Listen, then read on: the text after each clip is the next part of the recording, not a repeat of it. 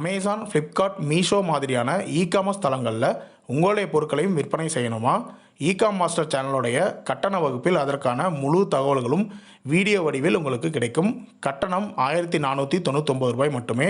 மேலும் உங்களது சந்தேகங்கள் மற்றும் கேள்விகளுக்கான பதில்கள் உடனுக்குடன் உங்களுக்கு தெரிவிக்கப்படும்.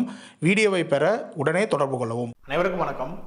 இகாம் மாஸ்டரோட இந்த வீடியோவில் எதை பற்றி பார்க்க போகிறோம் அப்படின்னா, ஜிஎஸ்டி எடுக்கும்போது இகாமர்ஸ் பிஸ்னஸ்க்குன்னு ஜிஎஸ்டி புதுசாக எடுக்கும்போது ஓனாக எடுத்தாலும் சரி, இல்லை ஆடிட்டர்ஸ் கிட்ட போய் எடுத்தாலும் சரி, நிறைய கன்ஃபியூஷன்ஸ். இந்த எந்த கேட்டகரியில் ஜிஎஸ்டி எடுக்கிறது, என்னென்ன சர்டிஃபிகேட் வேணும், இந்த மாதிரி நிறைய கன்ஃபியூஷன்ஸ்லேயே வந்து போய் ஜிஎஸ்டி எடுக்கிறாங்க. ஆடிட்டர்ஸும் பார்த்தீங்கன்னா சில ஆடிட்டர்ஸ் வந்து தெளிவாக சொல்லிடுறாங்க, இந்த மாதிரி தான் எடுக்கணும், இந்த கேட்டகரியில் தான் எடுக்கணும், இவ்வளோ செலவாகும் அப்படின்னு. சில பேர் என்ன பண்ணிடுறாங்க அப்படின்னா, அர்ஜென்ட்லேயோ இல்லை தெரியாமையோ என்ன பண்ணிடுறாங்கன்னா மாற்றி எடுத்து கொடுத்துட்றாங்க. ஸோ ஜிஎஸ்டி எடுக்க போகிறதுக்கு முன்னாடி என்னென்ன விஷயங்கள் தெரிஞ்சுக்கணும், என்னென்ன கேட்டகரி பற்றிலாம் நீங்கள் தெரிஞ்சுக்கணும், ஹெச்எஸ்என் பற்றிலாம் தெரிஞ்சுக்கணும் அப்படிங்கிறத பற்றி தான் இந்த சாப்டரில் டீட்டெயிலாக பார்க்க போகிறோம். ஃபஸ்ட்டு பார்த்தீங்கன்னா, ஜிஎஸ்டி எடுக்கிறவங்களுக்கு வர்ற ஃபஸ்ட்டு கன்ஃபியூஷன் என்ன அப்படின்னா, ஒரு ஜிஎஸ்டி எடுத்துகிட்டு அதில் 2-3 ப்ராடக்ட் செல் பண்ணலாமா? நான் ஜிஎஸ்டி எடுக்கும்போது சாரின்னு கொடுத்து ஜிஎஸ்டி எடுத்துகிட்டு பின்னாடி வந்து ஷூவோ இல்லை ஒரு டாய்ஸோ நான் பண்ணலாமா அப்படிங்கிற டவுட் எல்லாத்துக்குமே வரும். ஜிஎஸ்டி பொறுத்த வரைக்கும் இது வந்து ட்ரேட்மார்க் கிடையாது. நீங்கள் ஒரு பொருளுக்கு ட்ரேட்மார்க் எடுத்தால் அந்த பொருள் தான் வைக்கணும் அப்படிங்கிற மாதிரி கிடையாது. ஜிஎஸ்டிங்கிறது ஒன்றே ஒன்று தான். இந்தியா ஃபுல்லாக நீங்கள் 1 லட்சம் ப்ராடக்ட் கூட நீங்கள் விற்றுக்கலாம் ஒரே ஜிஎஸ்டியில். ஸோ சேல்ஸ் அப்படிங்கிற கேட்டகரியில் நீங்கள் ஜிஎஸ்டி எடுத்துட்டீங்க அப்படின்னா நீங்கள் எந்த பொருளை வேணால் விற்றுக்கலாம், எத்தனை ஹெச்எஸ்என் கோடு வேணால் நீங்கள் ஆட் பண்ணிக்கலாம், எப்போ வேணால் ரிமூவும் பண்ணிக்கலாம். அதனால் ஜிஎஸ்டி எடுக்க போகும்போது நான் சாரின்னு கொடுத்து எடுத்தேன், பின்னாடி வந்து நான் வேறு பொருள் விற்கணும் அப்படின்னா வேறு ஜிஎஸ்டி எடுக்கணுமா அப்படின்னா கண்டிப்பாக கிடையாது. ஒரே ஜிஎஸ்டி தான். நீங்கள் எத்தனை பொருளை வேணால் நீங்கள் விற்றுக்கலாம். நீங்கள் ஜிஎஸ்டி எடுக்கும்போது ஒரு ஆப்ஷனுக்காக கேட்கும், நீங்கள் என்ன தொழில் பண்ண போகிறீங்க, என்ன பொருள் விற்க போகிறீங்க, அதை சொல்லுங்கன்னு சொல்லி கேட்கும். அப்போ நீங்கள் சாரின்னு கொடுத்து அதுக்கான ஒரு ஹெச்எஸ்என் கோடு வருது, அதை ஆட் பண்ணி ஜிஎஸ்டி எடுத்துடுறீங்க. அதுக்கப்புறம் நீங்கள் சாரியை விற்கல அப்படின்னாலும் தாராளமாக திரும்ப செட்டிங்ஸ்குள்ளே போயிட்டு ஹெச்எஸ்என் ஆப்ஷன் இருக்கும், அதில் டெலிட் கொடுத்தீங்கன்னா அது டெலிட் ஆயிரும். திரும்ப நீங்கள் வேறு ஏதாவது பொருள் ஆட் பண்ண போகிறீங்க அப்படின்னாலும் அதுக்கான ஹெச்எஸ்என் கோடை கொடுத்தீங்கன்னா ஆட்டோமேட்டிக்காக அது ஆட் ஆயிரும். கவர்மெண்ட் வந்து பர்மிஷன்லாம் நீங்கள் வாங்கணும் அவசியம் இல்லை. ஸோ ஹெச்எஸ்என் கோடை பற்றி நீங்கள் கவலையப்பட தேவையில்லை. அதே மாதிரி 40 லட்ச ரூபாய்க்கு மேலே நீங்கள் டேர்ன் ஓவர் பண்ணால் தான் என்ன பண்ணணும் அப்படின்னா ஹெச்எஸ்என் வைஸ் சம்மரி ஃபைல் பண்ணணும். ஹெச்எஸ்என் வைஸ் சம்மரினா, இப்போ நீங்கள் ஒரு 50 லட்ச ரூபாய்க்கு பொருளை விற்றுருக்கீங்க அப்படின்னா சாரீ விற்றுருப்பீங்க, சுடிதார் விற்றுருப்பீங்க, வேட்டி விற்றுருப்பீங்க, டாய்ஸ் விற்றுருப்பீங்க. ஒரு பொருளும் இந்த பொருள் எவ்வளோ விற்றீங்க, அந்த பொருள் எவ்வளோ விற்றீங்க, அதோட ஹெச்எஸ்என் என்ன, இதோட ஹெச்எஸ்என் என்ன, இந்த மாதிரிலாம் ரிட்டர்ன் ஃபைலிங் பண்ண சொல்லுவாங்க. அது நீங்கள் 40 லட்ச ரூபாய்க்கு மேலே டேர்ன் ஓவர் பண்ணும்போது தான். அப்போ தான் உங்களுக்கு இந்த ஹெச்எஸ்என் பற்றின கன்ஃபியூஷனே வருமே தவிர உங்களுக்கு ஸ்டார்டிங் ஸ்டேஜில் வர்றதுக்கு வாய்ப்பே இல்லை. அப்படியே நீங்கள் ஹெச்எஸ்என் வைஸ் சம்மரி பின்னாடி ஃபைல் பண்ணுற சுச்சுவேஷன் வந்தாலும் நீங்கள் ஜிஎஸ்டி போர்ட்டில் இந்த ஹெச்எஸ்என் கோடை ஆட் பண்ணி வச்சுருக்கணும் அப்படிங்கிற எந்த விதமான அவசியமும் கிடையாது. ஸோ நீங்கள் ஜிஎஸ்டி எடுக்கும்போது ஸ்டார்டிங்கில் என்ன ப்ராடக்ட் எடுக்கிறதுக்கு ஐடியா வச்சுருக்கீங்களோ அதை கொடுத்து எடுத்துக்கோங்க. அதுக்கப்புறம் நீங்கள் எத்தனை ப்ராடக்ட் வேணால் நீங்கள் தாராளமாக செல் பண்ணிக்கலாம். ரெண்டாவது பார்த்தீங்கன்னா, கரண்ட் அக்கௌண்ட்டு. வர்ற எல்லாருமே கேட்கக்கூடிய ஒரே விஷயம், ஃபஸ்ட்டு விஷயம் கரண்ட் அக்கௌண்ட் தான். கரண்ட் அக்கௌண்ட் இருந்தால் தான் ஜிஎஸ்டி ஓப்பன் பண்ண முடியும் அப்படின்னு சொல்கிறாங்க. யார் சொல்கிறாங்கன்னு எனக்கு தெரியல. நீங்கள் ஜிஎஸ்டி உங்களுக்கு கைக்கு வந்ததுக்கப்புறம் பேங்க் அக்கௌண்ட் நீங்கள் ஆட் பண்ணணும். ஃபஸ்ட்டு லாகின் பண்ண உடனே பேங்க் அக்கௌண்ட் ஆட் பண்ணணும். அந்த பேங்க் அக்கௌண்ட் ஆட் பண்ணும்போதே அவங்களே சைடில் பார்த்தீங்கன்னா ஆப்ஷன் கொடுக்குறாங்க. என்னென்னு கொடுக்குறாங்க? சேவிங்ஸு, கரண்ட்டு, டிராஃப்ட் 3 ஆப்ஷன் கொடுப்பாங்க. ஸோ இந்த 3ல் நீங்கள் எந்த அக்கௌண்ட் வச்சுருந்தாலும் ஆட் பண்ணிக்கலாம் அப்படின்னு சொல்கிறாங்க. கரண்ட் அக்கௌண்ட் மட்டும்தான் ஆட் பண்ணணும் அப்படின்னா அவங்களுக்கு அந்த ட்ராப் டவுனில் என்ன ஆப்ஷன் கொடுத்துருக்கணும்? கரண்ட் அக்கௌண்ட் ஒன்லி அப்படின்னு கொடுத்துருக்கணுமா இல்லையா? அந்த மாதிரி எந்த விதமான ஜிஎஸ்டியில் ஒரு அப்டேட்டும் கிடையாது. கரண்ட் அக்கௌண்ட் வச்சு தான் ஜிஎஸ்டி ஓப்பன் பண்ணணும் அப்படின்னு சொல்லவே இல்லை. சேவிங்ஸ் அக்கௌண்ட் வச்சே நீங்கள் தாராளமாக என்ன பண்ணலாம்னா ஜிஎஸ்டி எடுத்துக்கலாம். கரண்ட் அக்கௌண்ட் தேவையே இல்லை. நான் அது 300% கன்ஃபார்மாக சொல்கிறேன். இப்போ ஜிஎஸ்டி வெப்சைட்லேருந்து கூட உங்களுக்கு வேணா ஏதாவது ஒரு ஸ்க்ரீன்ஷாட் எடுத்து போடுறேன். கண்டிப்பாக கரண்ட் அக்கௌண்ட் இல்லாமல் ஜிஎஸ்டி எடுக்க முடியும். அடுத்தது பார்த்தீங்கன்னா பேன் கார்டு.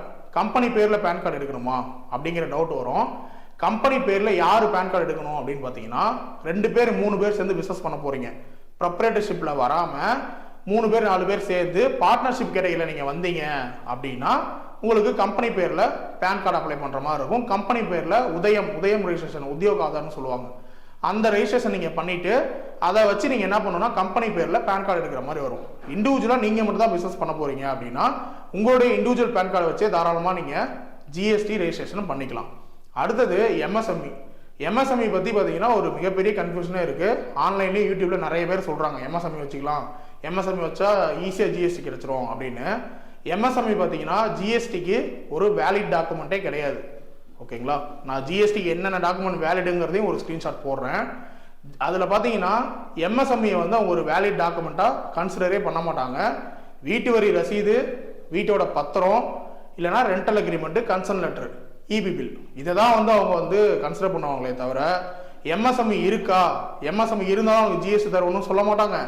எம்எஸ்எம்இ இருந்தால் கொடுங்க, அதை வச்சு நான் உங்களுக்கு ஜிஎஸ்டி கொடுத்துட்றேன் அப்படின்னு சொல்ல மாட்டாங்க. ஸோ எம்எஸ்எம்இ பார்த்தீங்கன்னா ஒரு வேலிட் டாக்குமெண்ட்டே கிடையாது ஜிஎஸ்டி ரெஜிஸ்ட்ரேஷனுக்கு. ஸோ எம்எஸ்எம்இ இல்லாமையே நீங்கள் தாராளமாக ஜிஎஸ்டி ரெஜிஸ்ட்ரேஷன் பண்ண முடியும்.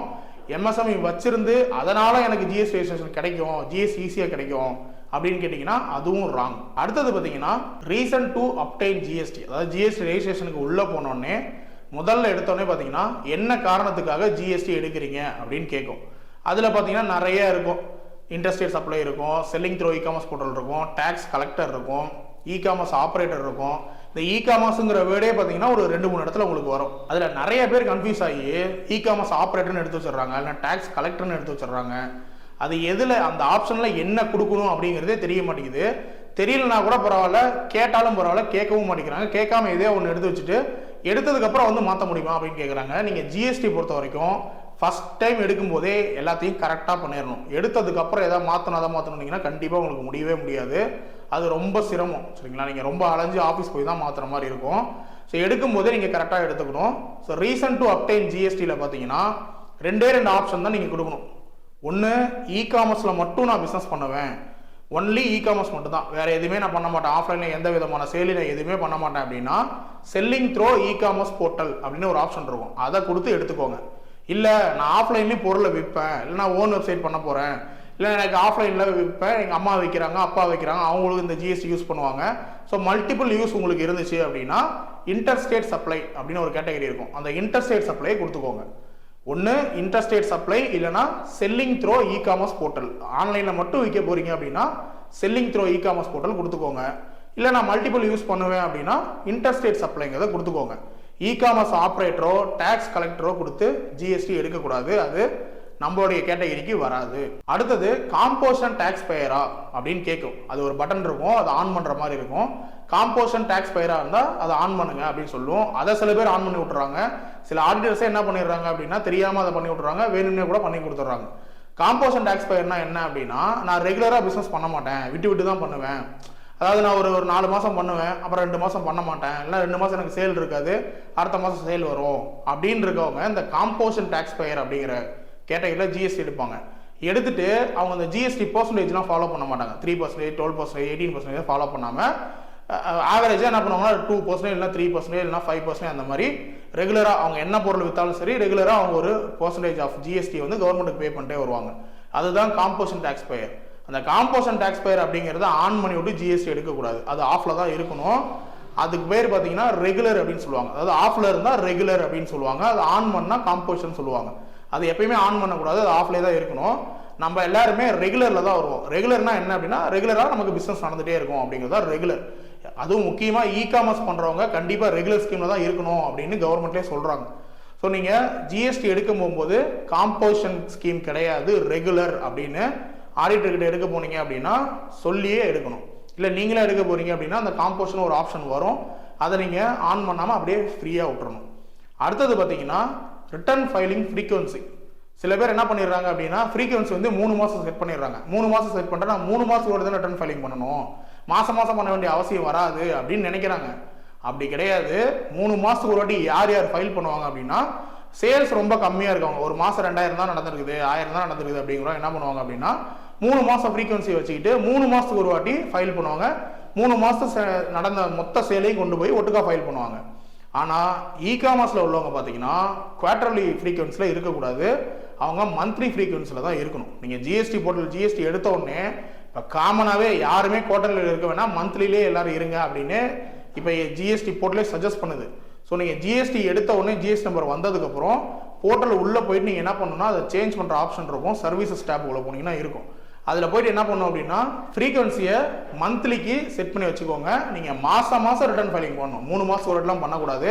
நமக்கு மாதம் அந்தந்த வெப்சைட்லேருந்து நமக்கு டேட்டா வந்துடும். அதை எடுத்து என்ன பண்ணணும் அப்படின்னா அந்தந்த மாதம் எவ்வளோ ரிட்டர்ன் வந்துச்சு போணுச்சு எல்லா கணக்கு வழக்கையும் பார்த்து மாதம் நம்ம ரிட்டர்ன் ஃபைலிங்கை கண்டிப்பாக பண்ணிக்கணும். அடுத்தது பார்த்தீங்கன்னா GSTR 1 and 3Bக்கான டியூ டேட் என்ன, GSTR 1 என்ன 3Bனா என்ன அப்படிங்கிற கன்ஃபியூஷன் எல்லாத்துக்குமே இருக்குது. GSTR 1க்கு டியூ டேட் பார்த்தீங்கன்னா 11th, ஒரு மாதமும் 11th. இப்போ நம்ம ஜனவரியில் இருக்கிறோன்னு வச்சுக்கோங்க. ஜனவரி 1ஆம் தேதியிலேருந்து ஜனவரி 31 வரைக்கும் என்ன சேல் நடந்ததோ அதை பிப்ரவரி 1லேருந்து பிப்ரவரி 11க்குள்ள GSTR 1ல் போயிட்டு என்ட்ரி போட்டுடணும். GSTR 1ங்கிறது பார்த்தீங்கன்னா ஒரு ரெஜிஸ்டர் மாதிரி. அதில் எவ்வளோ சேல் நமக்கு நடந்தது அப்படிங்கிறத நாம் தான் போய் என்ட்ரி போடணும். அந்த என்ட்ரியை 11க்குள்ளே போட்டுடணும். அதுக்கப்புறம் 12, 13 ரெண்டு டேட்டும் பார்த்தீங்கன்னா ஆட்டோ பாப்புலேஷன் ஆகிறதுக்கான டைம். ஆட்டோ பாப்புலேஷன் அப்படின்னா நாம் ஒரு சேல்ஸ்க்கான என்ட்ரி போட்டோம் பார்த்தீங்களா, அது நம்ம எங்கேயாவது பர்ச்சேஸ் பண்ணியிருப்போம், அவங்களும் இதே மாதிரி என்ட்ரி போட்டிருப்பாங்க. அதோடைய கிரெடிட்லாம் நமக்கு 3Bக்குள்ளே ரிசீவ் ஆகிறது இந்த 2 நாள் டைம். ஸோ 12, 13 2 நாள் நீங்கள் ஜிஎஸ்டி போட்டாலும் எதுவுமே பண்ணக்கூடாது. 14ஆம் தேதியிலேருந்து 20ஆம் தேதிக்குள்ளே 3Bயை ஃபைல் பண்ணிடணும். இதுதான் ஆக்சுவலான டியூ டேட்டு. இதை ஃபாலோ பண்ணாமல் என்ன பண்ணிடுறாங்க அப்படின்னா 11th ஃபைல் பண்ண மாட்டாங்க. GSTR 1 டியூ டேட் தான் 20 வரைக்கும் இருக்குல்ல, 13th பண்ணுறது, இல்லைனா 16th பண்ணுறது, இல்லைனா 20 போய் 2டைம் பண்ணுறது, அது வந்து ராங்கான ஒரு மெத்தட். ஸோ நீங்கள் ஜிஎஸ்டி ஃபைலிங் எப்பயுமே என்ன பண்ணணும் அப்படின்னா GSTR 1 வந்து 1லேருந்து 11க்குள்ளே பண்ணிடணும். 2 நாள் கேப் விட்டு 14லேருந்து 20க்குள்ளே 3Bயை பண்ணிடணும். நீங்கள் 20ஆம் தேதிக்கு மேலே போயிட்டீங்க அப்படின்னா ஒரு நாளைக்கு 40 ரூபா ஃபைனு. அது அடுத்த மாதம் உங்களுக்கு வரும். எக்ஸாம்பிளுக்கு இந்த மாதம் 25ஆம் தேதி நீங்கள் போய் பண்ணீங்க அப்படின்னா 5 நாள் இருக்கு இல்லையா, 5 நாளைக்கு சேர்த்து ஒரு 200 ரூபா ஃபைனு அடுத்த மாதம் நீங்கள் 3B ஃபைல் பண்ணும்போது உள்ளே போட்டு வச்சுருப்பாங்க. ஸோ நீங்கள் என்ன பண்ணணும் அப்படின்னா இந்த ரிட்டர்ன் ஃபைலிங் டியூ டேட்டுக்குள்ளேயே எல்லாத்தையும் கரெக்டாக ஃபைல் பண்ணிக்கணும். அடுத்தது நில் ஃபைலிங். நான் வந்து சேலே பண்ணல, ஜிஎஸ்டி எடுத்துட்டேன், சேல் நான் ஸ்டார்ட் பண்ணல, அதனால நில் ஃபைலிங் பண்ணிட்டு வரேன் அப்படின்னு சில பேர் சொல்கிறாங்க. அந்த நில் ஃபைலிங் பண்ணிட்டு வரேன்னு சொல்கிறாங்க பார்த்தீங்களா, அது எத்தனை மாதம் வரைக்கும் பண்ணலாம் அப்படின்னா நீங்கள் சேலும் பண்ணல பர்ச்சேஸும் பண்ணல அப்படின்னா 5 மாதம் வரைக்கும் நில் ஃபைல் பண்ணலாம். 5 மாதம் வரைக்கும் எனக்கு எந்த சேலுமே இல்லை பர்ச்சேஸுமே இல்லை அப்படின்ட்டு அங்கேயே நில்லுக்கான ஆப்ஷன்ஸ் இப்போலாம் வெளியவே கொடுத்துட்டாங்க. டிக் போட்டு நீங்கள் ஈஸியாக நில் ஃபைலிங் பண்ணிக்கலாம். அது ஒரு 5 மாதம் தான் நீங்கள் பண்ணணும். 6வது மாதம் பண்ணீங்கன்னா என்ன ஆகும் அப்படின்னா நீங்கள் தான் சேலே பண்ணலையே, உங்களுக்கு எதுக்கு ஜிஎஸ்டி அப்படின்னு சொல்லிட்டு ஜிஎஸ்டி போர்ட்டில் என்ன பண்ணணும்னா ஆட்டோமேட்டிக்காக சூமோட்டோ அப்படின்னு சொல்லி அதுக்கு பேர். அந்த மெத்தடில் என்ன ஆகும்னா ஆட்டோமேட்டிக்காக உங்கள் ஜிஎஸ்டி நம்பரை அது கேன்சல் பண்ணி விட்றணும். ஸோ நீங்கள் என்ன பண்ணுறீங்க அப்படின்னா பிஸ்னஸ் இன்னும் நீங்கள் ஸ்டார்ட் பண்ணல, ஒரு 4 மாதம் நீங்கள் ஸ்டார்ட் பண்ணவே இல்லை அப்படின்னா 4 மாதம் 5 மாதம் வரைக்கும் நில் ஃபைலிங் பண்ணுங்கள். 6வது மாதம் நீங்கள் என்ன பண்ணக்கூடாது அப்படின்னா நில் ஃபைலிங் பண்ணக்கூடாது. பண்ணிங்கன்னா ஜிஎஸ்டி கண்டிப்பாக கேன்சல் ஆயிரும். ஸோ நீங்கள் 6வது மாதம் சேல் நடந்த மாதிரி நீங்கள் ஏதாவது ஒரு என்ட்ரியை நீங்கள் போட்டு தான் ஆகணும். சப்போஸ் நீங்கள் வந்து பர்ச்சேஸ் ஏதாவது பண்ணியிருந்தீங்க அப்படின்னா 3 மாதத்துக்கு மேலே நில் ஃபைலிங் பண்ணக்கூடாது. இப்போ நீங்கள் பர்ச்சேஸ் வந்து இப்போ ஜனவரியில் பர்ச்சேஸ் பண்ணிட்டீங்க, ஜனவரியில் சேல் நடக்கலை, பிப்ரவரிலையும் சேல் நடக்கலை, மார்ச்லேயும் சேல் நடக்கலை, ஏப்ரல் மே ஜூன் எதுலையுமே சேலே நடக்கலன்னு நீங்கள் நில்லே பண்ணிட்டு வந்தீங்க அப்படின்னா 4வது மாதம் தாண்டும் போது என்ன பண்ணிடுவாங்க அப்படின்னா நீங்கள் பர்ச்சேஸ் பண்ண வேல்யூக்கு ஏற்ற மாதிரி உங்களுக்கு நோட்டீஸ் அனுப்பிச்சு விட்ருவாங்க. நீங்கள் பர்ச்சேஸ் பண்ண வேல்யூக்கு ஏற்ற மாதிரி நீங்கள் சேல் டேட்டாவை ஃபைல் பண்ணுங்கள் வித் ஃபைனோட அப்படின்னு சொல்லிடுவாங்க. அப்போது பர்ச்சேஸ் நீங்கள் ஏதாவது பண்ணியிருந்தீங்க அப்படின்னா 10,000 ரூபாய்க்கோ 20,000 ரூபாய்க்கோ 5,000 ரூபாய்க்கோ 8,000 ரூபாய்க்கோ ஒரு பர்ச்சேஸ் நீங்கள் பண்ணிட்டீங்க அப்படின்னா அந்த மாதம் நில் ஃபைல் பண்ணுங்கள். அதுக்கு அடுத்த மாதம் கூட நில் ஃபைல் பண்ணுங்கள். 3 மாதம் வரைக்கும், அந்த மாதம் அதுக்கு அடுத்த மாதம் அதுக்கு அடுத்த மாதம் நில் பண்ணலாம். 3 மாதம் தாண்டும் போது நீங்கள் என்ன பண்ணணும் அப்படின்னா நீங்கள் ஒரு 20,000 ரூபாய்க்கு பர்ச்சேஸ் பண்ணிட்டு வந்தீங்க அப்படின்னா ஒரு 5,000 ரூபாய்க்கு நான் அதை சேல் பண்ணிட்டேன் அப்படின்னு ஒரு தமிழ்நாடு B2Cக்குள்ளே போயிட்டு நீங்கள் தமிழ்நாடு செலக்ட் பண்ணிவிட்டு 3% டேக்ஸ் கோடு, இப்போ இமிடேஷன் ஜுவல்லரிலாம் பார்த்தீங்கன்னா 3% டேக்ஸ் கோடில் இருக்குது. ஸோ நான் ஒரு 3% டேக்ஸ் கோடில் ஒரு 5,000 ரூபாய்க்கு பொருளை விற்றுருக்கேன் அப்படின்னு போட்டிங்கன்னா ஒரு 150 ரூபா நீங்கள் கவர்மெண்ட்டுக்கு ஜிஎஸ்டியாக கட்டுற மாதிரி வரும். அந்த மாதிரி போட்டுட்டு என்ன பண்ணிருங்கன்னா 150 ரூபா கவர்மெண்ட்டுக்கு ஜிஎஸ்டியாக பே பண்ணிருங்க. நீங்கள் பர்ச்சேஸ் பண்ணீங்க இல்லையா, அதோடைய கிரெடிட் ஆட்டோமேட்டிக்காக உங்களோட டேஷ்போர்டில் இருக்கும். அதுலேருந்து எடுத்து நீங்கள் என்ன பண்ணிடலாம், அந்த 150 ரூபாய் கவர்மெண்ட்டுக்கு பே பண்ணிடலாம். இந்த மாதிரி பண்ணாமல் நீங்கள் ரெகுலராக வந்து நில்லே பண்ணிட்டு வந்தீங்க அப்படின்னா இந்த பர்ச்சேஸ் வேல்யூவோட டபுள் மடங்கு உங்களுக்கு ஃபைனை வந்து பே பண்ண சொல்லுவாங்க. ஸோ நல்லா ஞாபகம் வச்சுக்கோங்க, ஜிஎஸ்டி எடுத்துட்டு சேல் இல்லை பர்ச்சேஸும் இல்லை அப்படின்னா நில் ஃபைலிங் 5 மாதம் வரைக்கும் பண்ணுங்க. 6வது மாதம் கண்டிப்பாக ஒரு 5,000 ரூபாய்க்காக சேல் நடந்த மாதிரி காட்டி ஆகணும். பர்ச்சேஸ் பண்ணிட்டீங்க அப்படின்னா பர்ச்சேஸ் பண்ணதுக்கு அப்புறம் பார்த்தீங்கன்னா ஒரு 2 மாதமோ இல்லை 3 மாதமோ தான் நில் பண்ணணும். அதுக்கு மேலே கண்டிப்பாக நீங்கள் சேல்ஸை ஸ்டார்ட் பண்ணியிருக்கணும். அப்படி இல்லைன்னா ஸ்டார்ட் பண்ண மாதிரியாவது நீங்கள் என்ட்ரியை போட்டு கவர்மெண்ட்டுக்கு டேக்ஸாக பே பண்ணிடுங்க. அப்போ தான் உங்களுடைய ஜிஎஸ்டி பார்த்தீங்கன்னா கேன்சல் ஆகாமல் இருக்கும். ஃபைனலாக ஆடிட்டர்கிட்ட போய் தான் ஜிஎஸ்டி எடுக்கணுமா, நம்ம ஓனாக எடுக்க முடியாதா அப்படின்னு கேட்டிங்கன்னா ஜிஎஸ்டி வந்து ஆடிட்டரால் மட்டுமே தான் பண்ண முடியும் அப்படின்னு மற்றவங்களும் அக்சஸ் இல்லை அப்படிங்கிற மாதிரி கிடையாது. ஜிஎஸ்டி வந்து ஒரு ஓப்பன் வெப்சைட் தான். யார் வேணால் ஒரு இண்டிவிஜுவல் பேன் கார்டு வச்சுருக்க இண்டிவிஜுவல் யார் வேணால் போய் தங்களுக்கான ஜிஎஸ்டி அப்ளை பண்ணி எடுத்துக்கலாம். நான் இப்போ சொன்ன விஷயங்கள்லாம் கரெக்டாக நோட் பண்ணிக்கணும், கரெக்டான டாக்குமெண்ட்ஸையும் வைக்கணும். கரெக்டான டாக்குமெண்ட்ஸ் இருந்துச்சு அப்படின்னா ஈஸியாக நீங்களே ஜிஎஸ்டி எடுத்துக்கலாம், கவர்மெண்ட்டுக்கு எந்த காஸ்ட்டும் கிடையாது. மற்றபடி எனக்கு இதெல்லாம் டவுட் இருக்குது, நல்லா பண்ண முடியாது அப்படிங்கிறவங்க நீங்கள் ஆடிட்டர்ஸ்கிட்ட போய் தாராளமாக எடுத்துக்கலாம். ஆனால் ஆடிட்டர்ஸ் கிட்ட போய் தான் ஜிஎஸ்டி எடுக்கணும் அப்படின்னு எந்த ரூலும் கிடையாது. நம்ம வந்து இகாமர்ஸ் சேனலில் 900 ரூபாய்க்கு 899க்கு பார்த்தீங்கன்னா ஜிஎஸ்டி எடுத்து கொடுத்துட்ருக்கோம். ஸோ வெளியே நீங்கள் ப்ரைஸை கம்பேர் பண்ணி பாருங்கள், கண்டிப்பாக இதோட டபுள் மடங்கு அதிகமாக தான் இருக்கும். ஸோ ஜிஎஸ்டி உங்களுக்கு ரெஜிஸ்ட்ரேஷன் பண்ணணும் அப்படின்னா என்கிட்டயே பண்ணிக்கோங்க. 900 ரூபாய்க்கு நான் உங்களுக்கு ஜிஎஸ்டி சர்டிஃபிகேட்டோட கையில் வந்து உங்களுக்கு எல்லா செட்டிங்ஸ் இப்போ நான் சொன்ன எல்லா விஷயத்தையும் நான் ஒட்டுக்கா பண்ணி உங்களுக்கு ஃபைனலாக உங்களுக்கு ஜிஎஸ்டி நம்பரோட ஜிஎஸ்டி சர்டிஃபிகேட்டோட உங்கள் கையில் கொடுத்துருவேன். 900 ரூபாய் தான் வரும். நீங்கள் தாராளமாக பண்ணிக்கலாம். ஒன்று மிஸ் பண்ணிட்டேன், டாக்குமெண்ட்ஸ். என்னென்ன டாக்குமெண்ட்ஸ் வேணும் அப்படின்னு பார்த்தீங்கன்னா உங்களுடைய Aadhaar card, PAN card, bank account. இந்த Aadhaar card, PAN card, bank account மூணுலேயுமே உங்களுடைய நேம் வந்து சேமாக இருக்க வேண்டியது ரொம்ப ரொம்ப ரொம்ப ரொம்ப முக்கியம். இப்போ கார்த்திக் எஸ்ன்னு இருக்கு என் பேர் அப்படின்னா மூணுலேயுமே கார்த்திக் எஸ்ன்னு இருக்கணும். ஒன்றில் மட்டும் கார்த்திக் செல்வகுமார் இருந்துடக்கூடாது பேங்க் அக்கௌண்ட்டில் மட்டும். அந்த மாதிரி நேம் வந்து சேமாக இருக்கணும் மூணுலேயுமே. அடுத்தது ப்ராப்பர்ட்டியோட டாக்குமெண்ட் அப்படின்னு பார்த்தீங்கன்னா நீங்கள் வீட்டில் எடுத்தாலும் சரி, இல்லை கடையில் வச்சுருங்க, கடைக்கு ஜிஎஸ்டி எடுக்க போகிறீங்க அப்படின்னாலும் சரி, அந்த ப்ராப்பர்ட்டியோட EB bill and municipality tax bill. Municipality tax பில்லுங்கிறது வீட்டு வரி ரசீதுன்னு சொல்லுவாங்க. அந்த வீட்டு வரி ரசீது, இபி பில், இது ரெண்டும் வேணும். இந்த ரெண்டுலேயும் பார்த்தீங்கன்னா பேர் சேமாக இருக்கணும். இப்போ அப்பா பேர் இருக்குன்னு வச்சுக்கலாம். இப்போ செல்வகுமார் எங்கள் அப்பா பேரில் வந்து வீடு இருக்குது அப்படின்னா வீட்டு வரி ரசீதில் அப்பா பேரும் இபி பில் அம்மா பேர் இருந்ததுன்னா செல்லாது.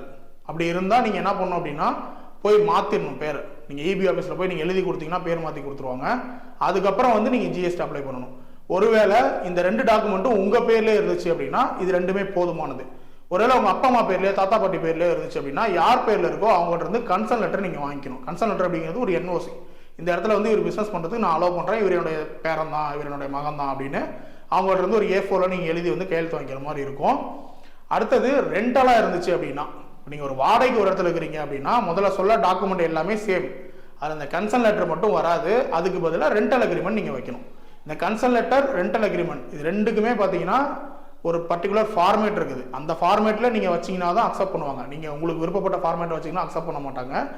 நீங்கள் எனக்கு காண்டாக்ட் பண்ணுங்கள், அந்த ஃபார்மேட் என்ன நான் உங்களுக்கு கொடுக்குறேன். அப்படி இல்லைனா முடிஞ்ச டிஸ்கிரிப்ஷன்லேயே நான் போடுறேன். ஓகே, உங்களுக்கு ஜிஎஸ்டி பற்றி எல்லா டவுட்டும் கிளியராக இருக்கும் அப்படின்னு நினைக்கிறேன். இதுக்கு மேலே ஏதாவது டவுட் இருந்துச்சு அப்படின்னா நீங்கள் கமெண்ட்டில் கேளுங்க. நான் அதுக்கு என்ன டவுட்டோ நான் உங்களுக்கு கிளியர் பண்ணிடுறேன்.